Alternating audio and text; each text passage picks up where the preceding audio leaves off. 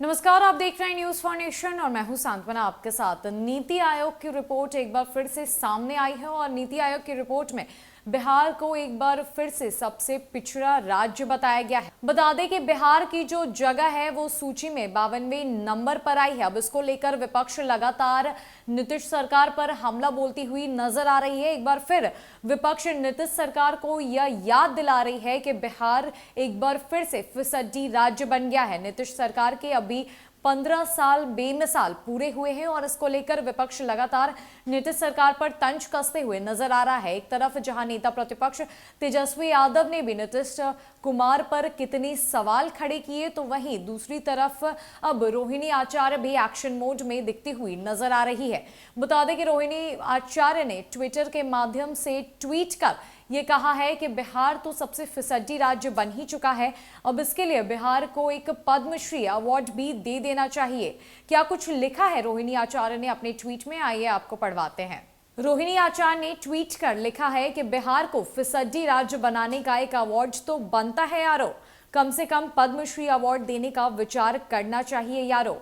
वहीं रोहिणी आचार्य ने राष्ट्रीय जनता दल के ट्वीट को रीट्वीट कर यह बात कही, तो दूसरी तरफ राष्ट्रीय जनता दल ने ट्वीट कर लिखा है कि नीति आयोग की हर रिपोर्ट सार्वजनिक रूप से चिल्ला चिल्ला कर कहती है कि 16 साल से नीतीश अखबारों और साष्टांग मीडिया की मदद से झूठ और प्रोपेगेंडा ही परोस रहे हैं। बता दें कि मुख्यमंत्री नीतीश कुमार हमेशा यह दावा करते आए हैं कि उनके शासनकाल में बिहार का कोना कोना विकास की नई इबारत लिख रहा है, लेकिन नीति आयोग के सतत विकास लक्ष्य शहरी भारत सूचांक 2021-22 में पटना की हालात ने सारे दावों की हवा निकाल कर रख दी है। देश के 56 शहरों के लिस्ट में पटना को 52वां स्थान मिला है। नीति आयोग की इस रिपोर्ट में आर्थिक से लेकर नागरिक सुविधाओं तक को पटना में फिसड्डी बताया गया है। बता दें कि एसडीजी अर्बन इंडेक्स में सामाजिक, आर्थिक और पर्यावरणीय मापदंडों पर नीति आयोग ने 56 शहरों का मूल्यांकन किया। शहरी क्षेत्र की लिस्ट में पटना को 100 में से महज 57.29 अंक ही मिले हैं। पहली बार शहरी क्षेत्रों के लिए रैंकिंग घोषित की गई है। एसडीजी डैशबोर्ड में पटना को परफॉर्मर कैटेगरी में रखा गया है। देश के 56 शहरों को 4 श्रेणियों एस्पिरेंट, परफॉर्मर, फ्रंटरर और अचीवर में बांटा गया है। नीति आयोग ने इंडो जर्मन डेवलपमेंट कॉरपोरेशन के तहत जीआईजेड और बीएमजेड के साथ मिलकर एसडीजी शहरी सूचांक और ताज़ा जानकारी के लिए डैशबोर्ड तैयार किया है। एसडीजी शहरी सूचांक और डैशबोर्ड 2021-22 में शीर्ष 10 शहरी क्षेत्र शिमला, कोयम्बटूर, चंडीगढ़, तिरुवनंतपुरम, कोच्चि, पणजी, पुणे, अहमदाबाद और नागपुर शामिल है।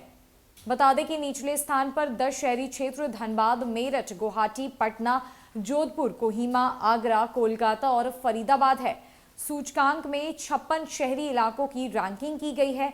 इसमें से 44 शहरों की आबादी 10 लाख से अधिक है। वहीं 12 राज्यों की राजधानियां हैं जिनकी आबादी 10 लाख से कम है। बता दें कि नीति आयोग की नई रिपोर्ट में बिहार को फिसड्डी बताए जाने पर सूबे की सियासत एक बार फिर से गर्मा चुकी है। सीएम नीतीश कुमार से जब इस बारे में सवाल किया गया तो उन्होंने कुछ भी बोलने से इनकार कर दिया। उन्होंने बस इतना ही कहा, हमने अभी तक रिपोर्ट नहीं देखा है।